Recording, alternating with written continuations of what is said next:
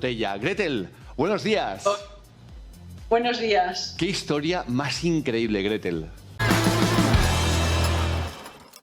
Encaramos la recta final del programa y lo hacemos con una entrevista que seguro os va a dejar con la boca abierta. Me hace mucha ilusión presentar a una mujer que tiene una historia de película, una historia de superación simplemente increíble. Perdió a su hijo por cáncer, pero ella ya había vivido una experiencia cercana a la muerte y eso le ayudó. Y le ayudó a poderse despedir de su hijo y, ojo, y hacerle a su hijo, envíame señales. Y eso ocurrió. Saludamos a Gretel Botella. Gretel, buenos días. Buenos días. Qué historia más increíble, Gretel. Tú sabes que eres, hay gente que le da miedo a estas cosas. A mí me parece que es de ser una afortunada, que hayas tenido la oportunidad, bueno, ojo, una afortunada, teniendo en cuenta lo que pasó, que es muy duro, pero me refiero que yo es que estaba pensando en mi padre, que se me fue con 80 años. Tu caso es muy distinto. Tú vives una tragedia, pero que digo, una vez sí o sí un familiar se va, el poder sentirlo tan cerca como tú has sentido al tuyo, eso me parece que es de tener una gran fortuna. Pues sí, yo lo considero un privilegio. Realmente es un proceso durísimo. Y si no fuera por estas señales que tengo de él y por esa posibilidad que tuve de acompañarlo, gracias a esa experiencia cercana a la muerte que tuve, que me dio esa certeza de que la vida continúa, no hubiera podido ni acompañarle bien ni luego pedirle que me enviase señales. Evidentemente. Vamos desde el principio, si te parece, para que todo el mundo se ponga en situación. Y repito una vez más, yo estoy diciendo el hecho de la fortuna de estar cerca de un ser al que amas, me refería a eso, básicamente porque cuando yo perdí a mi padre, bueno, a mi equipo se lo he explicado también en el podcast que hacemos cada mañana en la radio, yo tuve una señal, para no explicarlo aquí, se lo queda muy frívolo, pero como la fortuna de poderme despedir de él.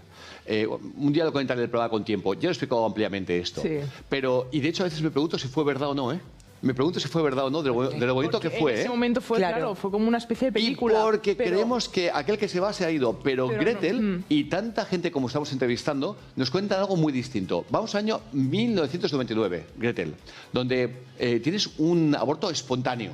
Fue así. Vas al hospital, ¿verdad? Sí, tuve un aborto espontáneo. Me vio mi ginecólogo y me remitió al hospital. Por supuesto, me practicaron un legrado y en medio de la intervención, yo en aquel entonces, claro, hace muchos años ya, hace casi 25 años, se utilizaba la anestesia general para este tipo de intervenciones, pues estaba anestesiada.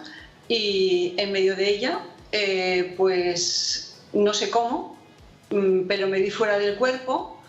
Tuve una primera imagen por detrás de mi cabeza y después ya me vi proyectada en una esquina del techo del quirófano y desde ahí observaba pues el personal médico, veía mi cuerpo, que yo realmente no lo identificaba demasiado con mi cuerpo, la verdad es que no tenía ningún nexo con él, sabía que era mi cuerpo, pero no sabías cómo realmente. Estaba ahí arriba sintiéndome totalmente íntegra, plena, en paz, en calma. Veía mucho movimiento abajo y escuché con una especie de sonido aumentado. Yo oí, es como un sonido como en estéreo, como un sonido distinto al de aquí, ¿no? Sí. Oí que se nos va. Wow. Y yo intenté interactuar, respondí, os estoy oyendo, pero evidentemente a mí nadie me escuchaba. Claro. Tampoco me importaba mucho, Estabas con un estado como de paz. Sí. ¿Sabes qué pasa, Gretel? Que antes que tú, han habido otras personas que nos han contado historias muy parecidas, incluido el catedrático de medicina de la Universidad de Málaga, que además tuvo la valentía de escribir un libro, porque él saca pecho, ya que este es un tema muy tabú en mucha gente, lo cuentas y mucha gente duda que eso sea cierto, pero es imposible, y lo digo así de claro ya, es imposible que tanta gente podáis contar que habéis vivido la misma historia en quirófano. Salís de vuestro cuerpo, os veis desde arriba, lo escucháis todo, como decía la protagonista de la entrevista anterior, ella se lo comenta a su marido, oye, estuviste aquí, te echan de la habitación, claro, ¿cómo te has podido enterar si estás teóricamente en coma o incluso estás en muerte clínica? Y tenemos un caso más, el tuyo, que explica lo mismo. Sales de tu cuerpo, estás desde el techo mirando lo que ocurre, lo oyes todo, a ti no te oyen. Es que no puede ser casualidad tanta gente, Gretel. No es casualidad. Y además es que tú sientes, da igual lo que piensen los demás. Claro. Es que tú sabes que es real. Claro. Es que no tienes ninguna duda. Es que es mucho más real esa experiencia que tú vi ahí que la experiencia en 3 dimensiones que vivimos. Es como una realidad aumentada. Es que tienes una conciencia de ti mismo como expandida. Entonces, es que no hay duda. No hay ningún tipo de duda. Y cuando... De hecho... Perdón. No, Gretel, di. De hecho... Que en ese momento, viviendo esa experiencia, yo ni me acordaba de mi marido y de mi hijo, que era muy pequeño. Mi hijo mayor había nacido ya y era muy pequeño. Y yo es que ni me acordaba de ellos. Yo estaba totalmente en paz y de verdad en mi cuerpo, visto desde arriba, era como un mueble más. No había ningún vínculo con él. Tú dices que el cuerpo es lo de menos. Tú ya has vivido lo que hay. Igual que dice el catedrático de la Universidad de Málaga, recordemos, es doctor honoris causa en medicina. Sabe un poquito, Ricardo, de lo que va el tema. Y dice lo mismo, el cuerpo es lo de menos. Es lo de menos. Es un estado... le puedes llamar como quieras, cada religión le llamará de una forma distinta, o espíritu, pero que lo que cuenta es el espíritu, la energía, y eso queda claro. Vuelves a tu cuerpo en quirófano. Sí, en el quirófano. ¿Y qué es lo que ocurre a partir de ahí? Pues mira, lo primero que ocurre es que en cuanto yo despierto, le digo a mi marido, que estaba justo a mi lado, dime qué ha pasado, que yo sé que ha pasado algo. Y él me dice, pero ¿cómo tú vas a saber algo? Si tú estabas anestesiada. Y vuelvo a insistir, dímelo, que yo sé que ha pasado algo. Evidentemente yo sabía porque lo había vivido. Y esa fue un poco la prueba de que realmente yo era absolutamente consciente de lo que había y necesitaba pues saber que él me corroborase todo lo que había pasado, y había sido así. La intervención tenía que haber durado una media hora, se complicó. A la hora salieron para informar a mis familiares de que se había complicado, que había tenido una hemorragia por perforación de útero y evidentemente pues había estado grave. Aún tardé más en salir y después me llevaron a reanimación, me transfundieron sangre. O sea que eso yo viví y vi cómo estaban intentando reanimar mi cuerpo. Gretel, te dijeron los médicos... Uy, acabo de escuchar mi propia voz por la conexión. Gretel, ¿te dijeron los médicos si habías estado clínicamente muerta? No. Vale. No.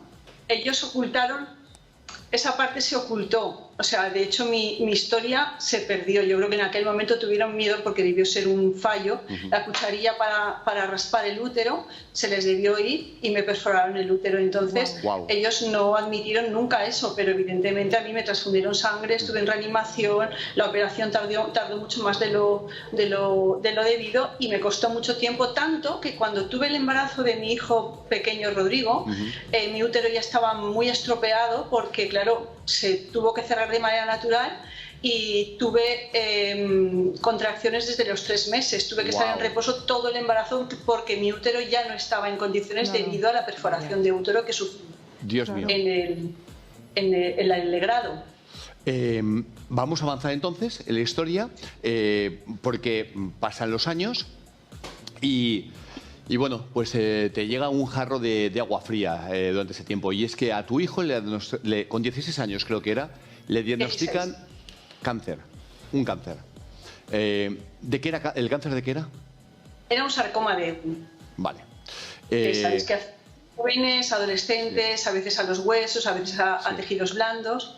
Es un proceso muy duro. Es un cáncer especialmente cruel. Especialmente cruel.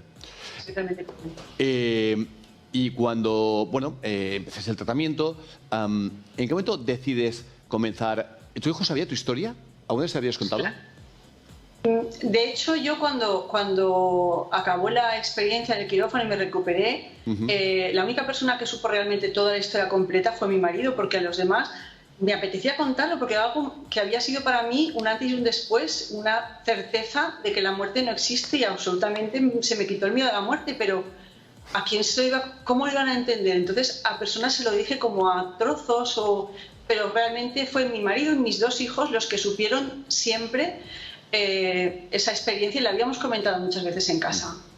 Y me gusta hacerte esta pregunta muchísimo, porque sé lo duro que es para ti como madre, pero ¿en qué momento tienes esa conversación con tu hijo en la que le dices, tranquilo, yo sé por lo que tú vas a pasar, porque yo lo he vivido antes, y te aseguro que es algo maravilloso, que es lo que decís todos los que habéis estado ahí? De hecho, la anterior protagonista decía que, incluso el doctor decía que no querían volver, que ellos querían quedarse en esa, teóricamente, como llamamos, muerte, ¿no? Sí, en ese estado.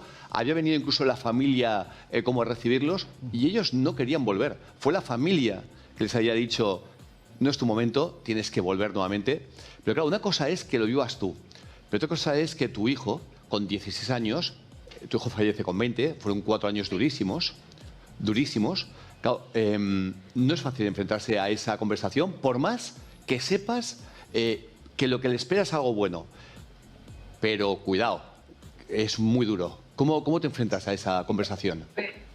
Ver sufrir a un hijo tanto es, creo que la experiencia más dura, y verlo morir también muy dura, por mucho que yo sepa que la muerte no es más que un paso hacia otro tipo de vida, pero realmente su ser físico ya no está conmigo y tenemos una especie de síndrome de abstinencia porque no lo ves, no lo tocas, no lo sientes. Entonces todo eso es un proceso de duelo que lo tienes que vivir igualmente, aunque tengas esa conciencia de que la vida continúa.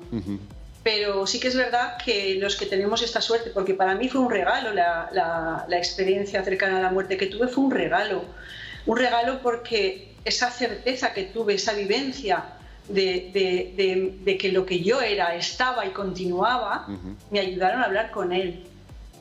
Fue él el que inició la conversación. Era un chico muy listo, él sabía todo el cáncer que tenía, los tumores que se iban desarrollando, porque además pasaba de una quimio a otra, radios, de todos los tratamientos y se intentaron. Y llegó un momento en que cuando ya estaba encamado, ya no tenía posibilidad ni de mover las piernas, un día cogiéndome de la mano y mirándonos a los ojos, me dijo, mami, creo que esto va a poder conmigo.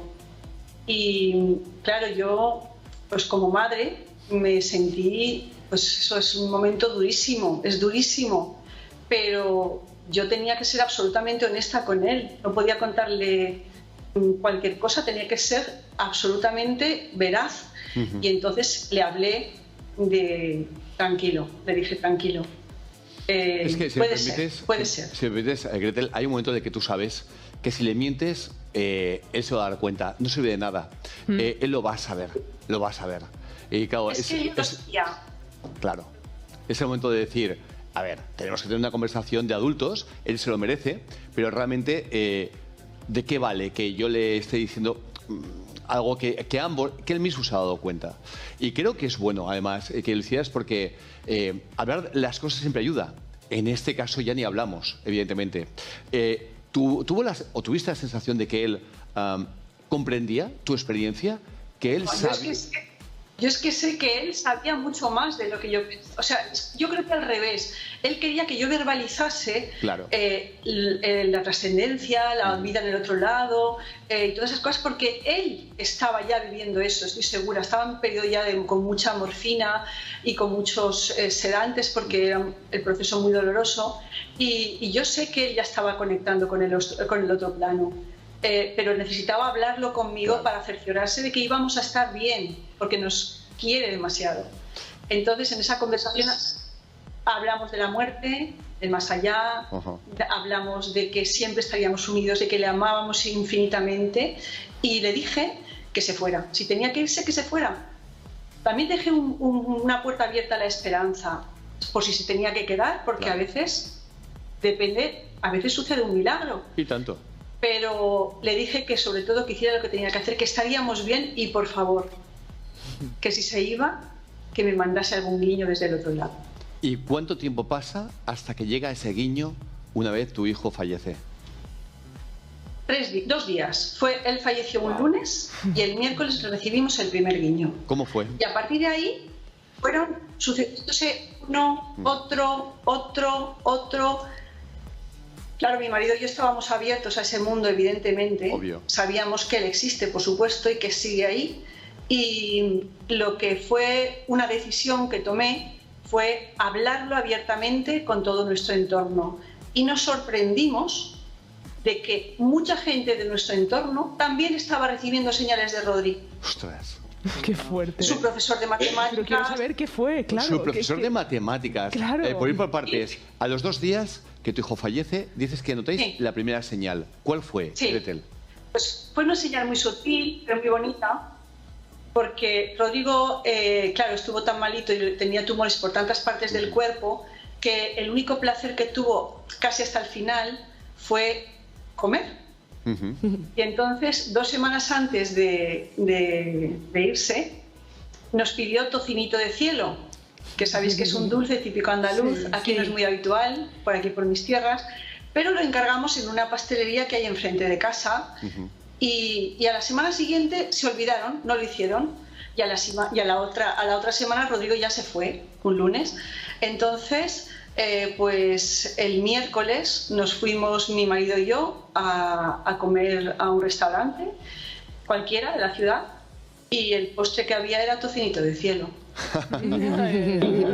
Algunos dirán, bueno, ya, pero eso es casualidad. Pero claro, el profesor de matemáticas, me dices que hasta él recibió mensajes, o señales, mejor dicho, como Gretel. El profesor de matemáticas recibió una señal muy bonita. Él estaba muy unido a Rodri porque, aparte, cuando él estuvo en proceso de quimios, él acudía también a casa para reforzarle, para que cuando se reincorporase a su vida de estudiante, pues estuviese un poco al nivel de sus compañeros.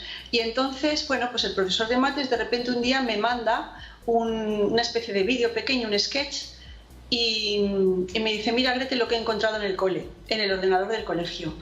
Claro, yo dije, qué bonito, lo vi, era un sketch de él y su mejor amigo, Diego, y ya está.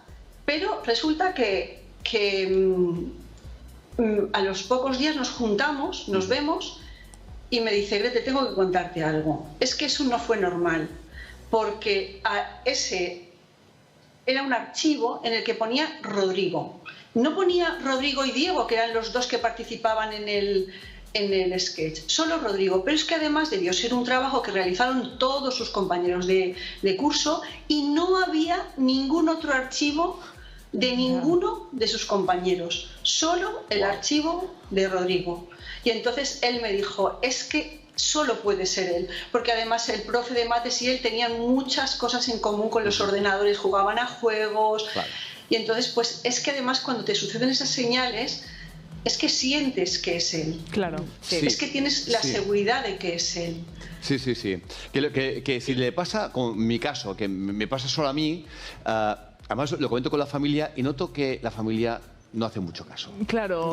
Piensan, esto lo has soñado, o no te lo dicen, pero notas las miradas. Sí, claro. Es que no te acaban de comprender. Exactamente. Pero cuando es el profesor de tu hijo el que lo ve claramente y dice, a ver, está aquí toda la clase y solo pone Rodrigo. Rodrigo, claro. La complicidad que tenía con ese mismo profesor.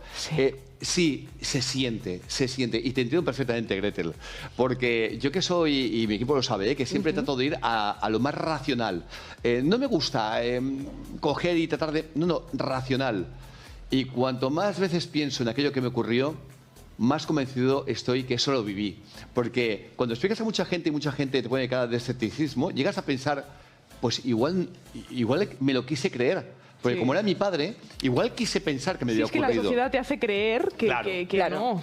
Pero es que cuando lo sientes es real. Pero luego, y sabes, claro, pasa el tiempo y el tipo es muy bueno para darte cuenta si algo es cierto o no. Sí. Y por eso te dice, no, que nadie dice, yo solo viví una vez más. Estoy convencido. Y en este caso tienes la suerte que a ti, por ejemplo, el profesor de tu hijo te dijo, oye, ha pasado esto, es muy raro, a mí me ha pasado esto. Y claro, es entonces cuando tú decides escribir el libro, porque recordemos que tú tienes un libro. Pero permíteme, Gretel, porque mucha gente le va a interesar tu libro, le va a ayudar mucho tu libro, por lo que han vivido o por lo que creen que es ineludible que vaya a pasar, y se llama Yo sigo aquí. Qué bonito. Sigo aquí, sí. Exactamente, sigo aquí, señales de mi hijo desde el más allá. ¿Por qué esa portada? Bueno, está dentro del libro el porqué de esa portada, pero Bueno, el libro al final es una recopilación. No lo digas. Que la gente coja el libro y que entienda más tarde por qué la portada. Me parece bonito. Como pienso hacer yo mismo, que lo sepas. Pero dicho esto, cuando escribes el libro, ¿fue como una especie de terapia o fue duro? ¿Lloraste mucho escribiendo el libro? Nada, no lloré nada. Nada, yo creo que me estaba inspirando mi hijo. De hecho, lo escribí en 3 meses. Cogí 50 señales de los primeros 5 o 6 meses, las más significativas, un poco para que la gente se haga una idea de qué tipo de señales podemos recibir, porque hay muchísimos tipos de señales. Y lo escribí en 3 meses entre horas de trabajo, porque los fines de semana nos vamos fuera. Y fluyó, y desde que el libro ha salido estoy participando en grupos de duelo, tanto aquí como en algún grupo de América. Estoy dando charlas y conferencias ayudando sobre todo y básicamente a los padres que están pasando por un proceso tan doloroso. Claro. Y que sepamos que esto no solo me está pasando a mí, igual que te ha pasado a ti con tu padre, le pasa a muchísima gente, a mucha gente, y los padres en especial, porque estamos tan unidos, tan conectados con nuestros hijos y con tanto amor, que eso es indudable. Ellos se quieren comunicar y nosotros también. Fíjate, espero que volvamos a hablar. Te quiero reiterar una vez más mis gracias, mi agradecimiento por tu generosidad y sobre todo por contar una historia tan íntima, wow, y tan interesante, porque es que de verdad es digna de una película, de una buena película. Muchas gracias. Muchas gracias a vosotros por darme la oportunidad de hablar y contarlo. Cuídate mucho. Hasta pronto. Hasta pronto. Y saludos a Rodrigo, ¿eh? Por supuesto, aquí está. Chao, guapa. Hasta luego. Wow, tengo los pelos de Yo punta. también, pero es que ¿sabes lo que más me ha gustado? Es la cara de, o sea, la mirada de paz que tiene y la energía que tiene. O sea, que es 100% que está contando algo de lo que sabe mucho. No, tiene esos ojos cristalinos, los tenemos todos en el plato. Raquel, Ricardo. Escalofrío cuando dice la fecha en el reloj. Wow. Es que yo me lo creo tanto esto. No, yo. Pero yo lo he vivido. Pero Ricardo, es que me lo tú creo también. Tanto, claro. Ricardo, ¿qué tiene a ganar Gretel a un libro? Claro. Un libro. Hombre, por favor. Que alguien crea, que una madre que ha perdido un hijo por cáncer puede comercializar de esa forma. No. Lo que hace es ayudar a gente en grupos de duelo, a gente que ha perdido a su hijo. Esta mujer no podría dormir por la noche si esto no fuera cierto. Exacto. Aparte de su familia diría, ¿qué está explicando mi mujer? Los que somos padres es antinatural que un padre entierre a su hijo, ¿no? El dolor es tremendo, pero es que yo lo viví con mi abuela murió en el 91, 31 años, con mi padre. Mi padre